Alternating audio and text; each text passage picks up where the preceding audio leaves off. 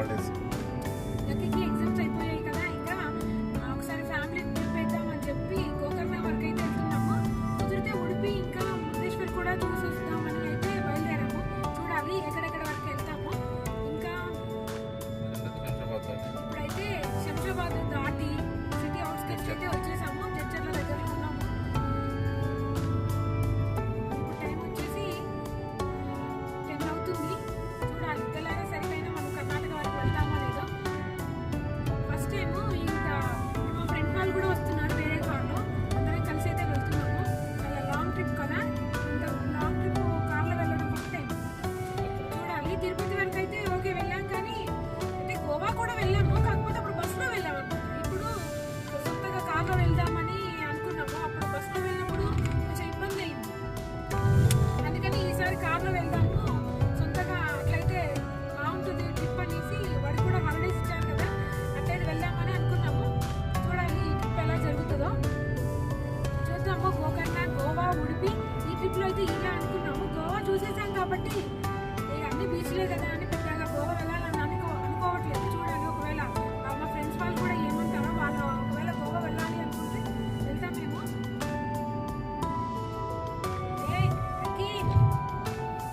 Lucky ముందుకు రా. Lucky చివరిలో అప్పుడే ఇలా పెట్టిరు.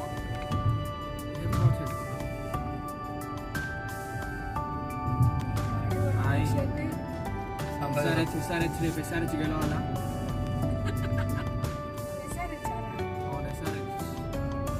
ఇషాన్ కిషన్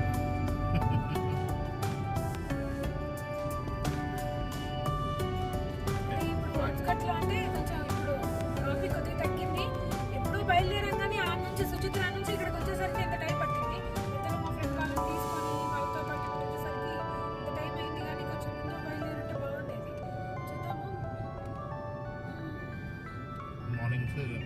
మళ్ళీ మార్నింగ్ కాసేపు నిద్ర ఎప్పుడు నిద్ర వస్తే అప్పుడు కాసేపు పడుకొని రిలాక్స్ వెళ్ళాలి. ఇది ఒకటే డ్రైవింగ్ ఎలా ఉందో చూడాలి.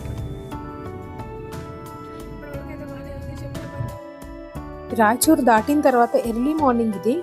నిద్రొచ్చి రాయచూరు దాటగానే కాసేపు అయితే పడుకున్నాము అందరము. ఒక 3-4 అవర్స్ నిద్రపోయిన తర్వాత మార్నింగ్ 6:30 ఆ టైంకి అయితే మళ్ళీ స్టార్ట్ అయ్యాము.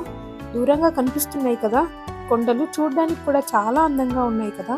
అవి హంపి అండి. అది మనం హంపి అంటే తెలుసు కదా అందరికీ, గ్రూప్ ఆఫ్ మౌంటైన్స్ అని. అదే హంపి చుట్టూ ఇలా కొండలైతే ఉంటాయి. అవి కూడా చూడడానికి చాలా అందంగా ఉంటాయి. ఇక్కడ నుంచి మనం టర్న్ అయితే మనకి హంపి వస్తుంది. నేనైతే హంపికి సంబంధించిన వీడియో అయితే మన ఛానల్లో ఆల్రెడీ ఉంది. మీరు ఒకవేళ చూడాలి అనుకుంటే ఛానల్ విజిట్ చేసి ఆ హంపికి సంబంధించిన వీడియో అయితే చూసేయండి. హంపి అయితే చాలా బాగుంటుంది. ఇప్పుడు మేము హంపికి దగ్గరలో ఉన్నాం అన్నమాట.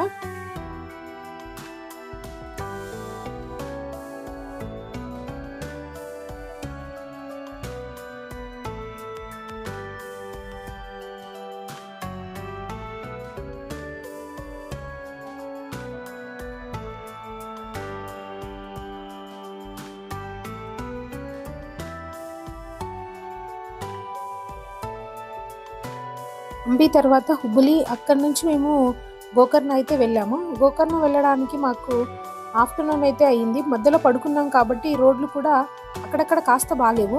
మధ్యలో కొద్దిగా సిమెంట్ రోడ్డు కూడా వచ్చింది. చూసారా, ఇదంతా సిమెంట్ రోడ్ అనమాట.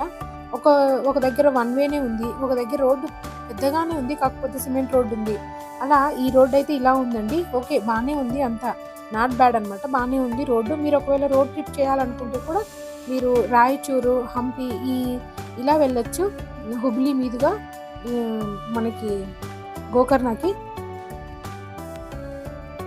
గోకర్ణ ఇంకా ఒక 10 కిలోమీటర్స్ దూరంలో ఉంది అనగా మాకు ఇక్కడ ఒక బ్రిడ్జి దగ్గర చాలా అందంగా ఈ వ్యూ అయితే కనిపించింది. దిగి అయితే వీడియో తీసాము. చూసారా ఎంత అందంగా ఉందో. ఇక్కడ నుంచి మన వీడియోలో మొత్తం ఇలాంటి వ్యూ అయితే చాలా బాగుంటుంది. కనబడితే మాత్రం వదలకుండా వీడియో అయితే తీసేసామన్నమాట. చూసారా చాలా బాగుంది. అక్కడ సౌండ్ కూడా చాలా వెరైటీగా వచ్చింది, బాగా అనిపించింది. అక్కడ నిలబడి కొంచెంసేపు అయితే ఆ వ్యూ అంతా చూసి ఎంజాయ్ చేసాం మేము.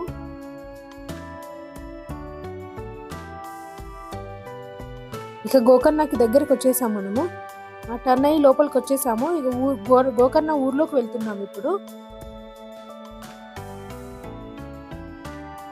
ఇక్కడ మొత్తం కొబ్బరి చెట్లు, అరటి చెట్లు, ఈ పెద్ద పెద్ద గుట్టలు చూడడానికి అయితే చాలా బాగుందండి ఊరు కూడా. మీరు కూడా మొత్తం ఒకసారి గోకర్ణ దగ్గర ఊరంతా చూసేయండి మరి.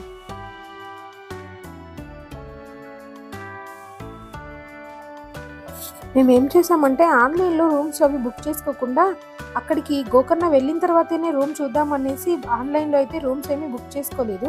అక్కడ నుంచి గోకర్ణ వెళ్ళగానే ఒక 2-3 హోటల్స్ అయితే చూసాము. ప్రైజెస్కి ఆ రూమ్స్కి అసలు సంబంధమే లేదు, అలా ఉన్నాయి. ఏమన్నంటే ఇది సీజన్ అండి అని అంటున్నారు. మొత్తానికి అయితే రూమ్ ప్రైజెస్ అయితే చాలా ఉన్నాయి. 2-3 హోటల్స్ తిరిగిన తర్వాత మాకు కంఫర్టబుల్గా ఉండే రూమ్లో అయితే మేము రూమ్లో దిగిపోయాము. అక్కడ హోటల్లో రూమ్ తీసుకొని అక్కడ నుంచి మేము ఫస్ట్ ఫ్రెష్ అవ్వకుండా ఫస్ట్ బీచ్కి అయితే వెళ్ళిపోయాము. బీచ్కి వెళ్ళి అక్కడ ఒక కాసేపు ఎంజాయ్ చేసిన తర్వాత ఈవినింగ్ అయితే దర్శనానికి వెళ్ళాము.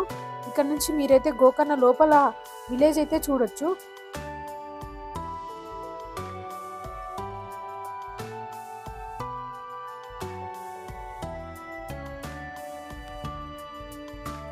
ఇది చాలా ఓల్డ్ సిటీ. అక్కడ ఉండే వాళ్ళు చాలా తక్కువ మందే ఉంటారు. ఎక్కువ రూమ్స్ అవి హోటల్స్ అవే ఉంటాయి. అక్కడ లోకల్ వాళ్ళైతే చాలా తక్కువ మందే ఉంటారండి. ఇక్కడ టూరిజం డెవలప్ అయిన తర్వాత ఇక్కడ హోటల్స్, రూమ్స్ అవే ఉన్నాయి. ఎక్కువ టూరిస్టులు ఎక్కువగా వస్తున్నారు కాబట్టి వాళ్ళకి స్టేయింగ్ కోసం అవే ఉన్నాయి. కాకపోతే అక్కడ లోకల్గా ఉండే వాళ్ళైతే కొద్ది తక్కువగానే ఉన్నారు. మేము అక్కడికి వెళ్ళింది ఆ రోజు హనుమాన్ జయంతి. ఆ రోజు నైట్ ప్రోగ్రామ్స్ కూడా జరిగాయి. మేము ఎక్స్పెక్ట్ చేయలేదు. అవన్నీ చూసామండి. ఈ వీడియో చివరిలో అయితే అవన్నీ ఉన్నాయి, చూడండి. కాకపోతే టెంపుల్కి వెళ్ళేటప్పుడు మాత్రం మనం ఖచ్చితంగా అబ్బాయిలు అయితే పంచగట్టుకునే వెళ్ళాలి. అది కంపల్సరీ రూల్ అనమాట. ఇది మనం టెంపుల్ దగ్గరలోనే ఉన్నాము. గోకర్ణకి ఎక్కువగా అందరూ బీచెస్ కోసం వస్తారు. ఇక్కడ ట్రెక్కింగ్ కూడా ఉంటుంది. ఎక్కువగా అట్లా వెళ్ళే వాళ్ళు ఇక్కడికి వస్తుంటారనమాట. అంటే లైన్గా బీచెస్ ఉంటాయి కదా, ఒకదాని తర్వాత ఒకటి చూసుకుంటూ వెళ్తారు. మేమైతే ట్రెక్కింగ్ అట్లా ఏం అనుకోలేదు. డైరెక్ట్గా బీచ్కి వెళ్ళిపోయి ఒక బీచ్ని చూసి వెళ్ళిపోయామంటే మెయిన్ బీచ్కి. ఇంక మిగతా బీచెస్ ఏమీ చూడలేదు. మీరు ఒకవేళ అక్కడ ఉండి అన్నీ చూడాలి అనుకుంటే ఒక 2 days అయితే పడుతుంది. ఒక రోజంతా ట్రెక్కింగ్ చేసుకొని మిగతా రోజు దేవుని దర్శనం చేసుకొని మిగతా చూడాల్సినవి దగ్గరలో చాలా ఉన్నాయి, అవన్నీ చూసుకోవచ్చు. జోగ్ ఫాల్స్ కూడా ఉందండి. ఇక్కడ నుంచి హొన్నావర్ కూడా చాలా దగ్గరగానే ఉంటుంది. అక్కడికి కూడా వెళ్ళొచ్చు. ఇంతకు ముందు వీడియో పెట్టాను కదా నేను హొన్నావర్లో బోటింగ్ అనేసి, అది కూడా చాలా బాగుంది, ఒకసారి చూడండి. ఇప్పుడు మనం టెంపుల్ దగ్గరికి వచ్చేసాము. టెంపుల్ దగ్గర ఒక పెద్ద రథం ఉంటుంది. మనం మామూలుగా ఇక్కడ రథం చూడడానికి అక్కడ రథంకి కొంచెం డిఫరెన్స్ ఉంటుంది. ఒకసారి చూడండి ఎలా ఉందో.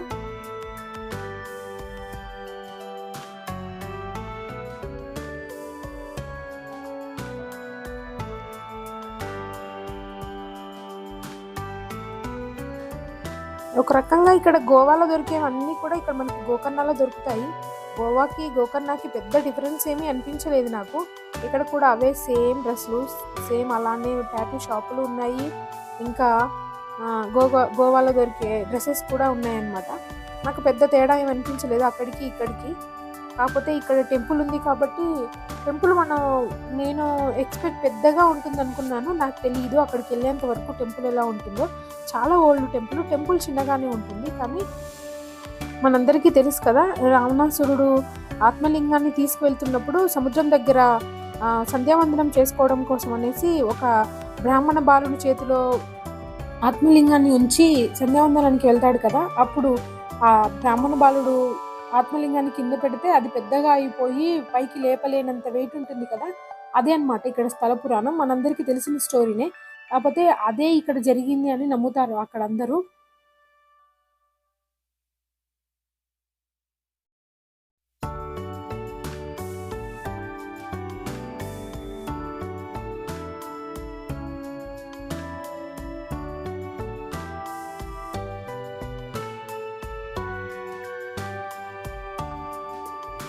ఇక్కడ బీచ్కి వెళ్ళాలన్నా సరే మనం టెంపుల్ ముందు నుంచే వెళ్ళాలి. బీచ్ దగ్గర పార్కింగ్ ఉంటుంది. అక్కడ నుంచి మేమైతే ఆఫ్టర్నూన్ అయితే బీచ్కి వెళ్ళిపోయాము. మనకి వీడియోలో రైట్ సైడ్ కనిపిస్తుంది కదా, అదే అన్నమాట మెయిన్ టెంపుల్ వచ్చేసి. ఈవినింగ్ అయితే చాలా బాగుంటుంది. చూసారా అక్కడ మహాబలేశ్వర ఆలయం అని ఉంది.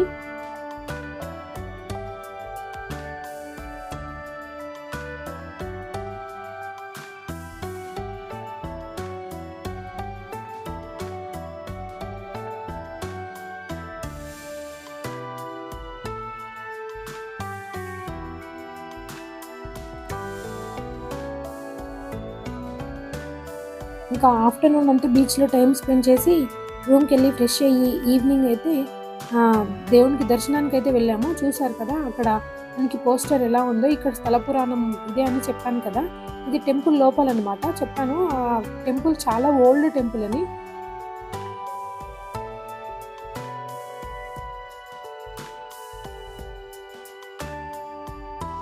మాకైతే దర్శనానికి ఒక 1 అవర్ టైం అయితే పట్టింది. 7:30కి లోపలికి వెళ్ళాము, 8:30 వరకు అయితే బయటకు వచ్చేసాము. చెప్పానా అందరికి ఖచ్చితంగా పంచ కట్టుకొని లోపలికి వెళ్ళాలి. ఫారినర్స్కి అయితే లోపలికి అలో లేదని అయితే బోర్డులు పెట్టారు అక్కడ.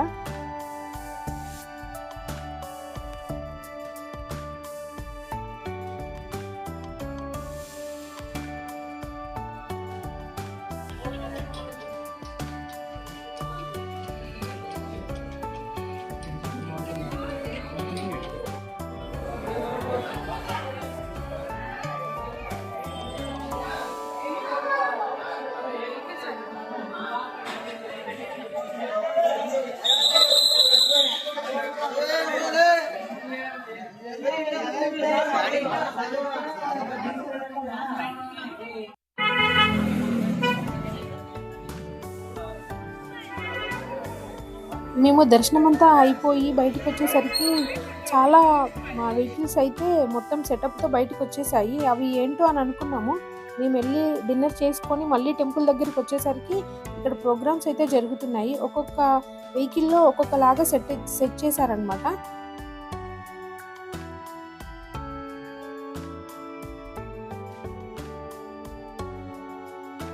ఇది వచ్చేసి హనుమాన్ జయంతి రోజు జరిగింది.